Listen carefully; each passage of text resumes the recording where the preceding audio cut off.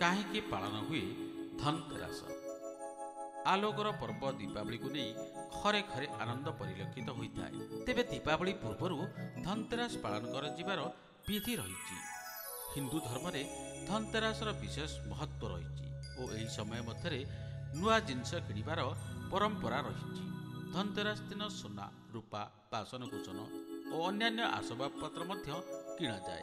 ଏହା ବ୍ୟତୀତ ଏକ ନୂତନ ଯାନ କିମ୍ବା ସମ୍ପତ୍ତି କିଣିବା ପାଇଁ ଧନତେରସର ଦିନ ମଧ୍ୟ ଅତ୍ୟନ୍ତ ଶୁଭ ବୋଲି ବିବେଚନା କରାଯାଏ। କାର୍ତ୍ତିକ ଶୁକ୍ଳ ତ୍ରୟୋଦଶୀ ତିଥିରେ ଧନତେରସ ପାଳନ କରାଯାଇଥାଏ। ଏହି ଦିନ ଧନ୍ୱନ୍ତରୀଙ୍କ ଜନ୍ମ ବୋଲି ବିଶ୍ୱାସ କରାଯାଏ। ସେଥିପାଇଁ ଏହାକୁ ଧନତେରସ ବୋଲି ମଧ୍ୟ କୁହାଯାଏ।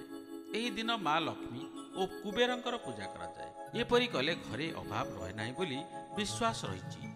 ଧନତେରସ ପାଳନ କରିବାର ମୁଖ୍ୟ ଉଦ୍ଦେଶ୍ୟ କେବଳ ଯେ ଧନ ବା ସମ୍ପତ୍ତି ନୁହେଁ, ବରଂ ସ୍ୱାସ୍ଥ୍ୟ ଓ ସମୃଦ୍ଧି ତଥା ଶୁଭାରମ୍ଭ ପାଇଁ ମଧ୍ୟ ଏହି ଦିନଟି ଉଦ୍ଦିଷ୍ଟ।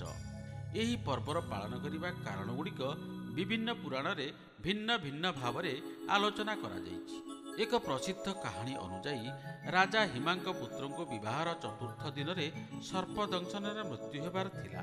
କିନ୍ତୁ ତାଙ୍କ ପତ୍ନୀ ଘରର ଦ୍ୱାର ମୁହଁରେ ସୁନା, ରୂପା ଏବଂ ଦୀପ ଜାଳି ଏକ ଆଲୋକର ରାଶି ସୃଷ୍ଟି କରିଥିଲେ, ଯେଉଁଥିରେ ଯମରାଜ ସର୍ପ ରୂପରେ ଆସି ମଧ୍ୟ ଅନ୍ଧ ହୋଇଯାଇଥିଲେ ଏବଂ ଯୁବରାଜକୁ ସ୍ପର୍ଶ କରିପାରିନଥିଲେ। ଏହାର ତାତ୍ପର୍ଯ୍ୟ ହେଲା, ଏହି ଦିନ ସନ୍ଧ୍ୟାରେ ଘରର ମୁଖ୍ୟ ଦ୍ୱାର ବାହାରେ ଦକ୍ଷିଣ ଦିଗକୁ ମୁହଁ କରି ଗୋଟିଏ ବିଶେଷ ଦୀପ, ଯାହାକୁ ଯମଦୀପ ବୋଲି ମଧ୍ୟ କୁହାଯାଏ, ସେହି ଦୀପକୁ ଜଳା ଯାଇଥାଏ।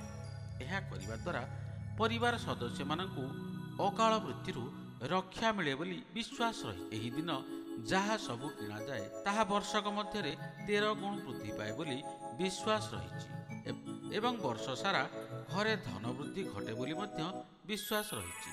ଧନତେରସ ପାଳନ କରିବା ଦ୍ୱାରା ଘରର ସମୃଦ୍ଧିକୁ ଆମନ୍ତ୍ରଣ କରାଯାଏ ବୋଲି ଅନେକ ବିଶ୍ୱାସ କରନ୍ତି।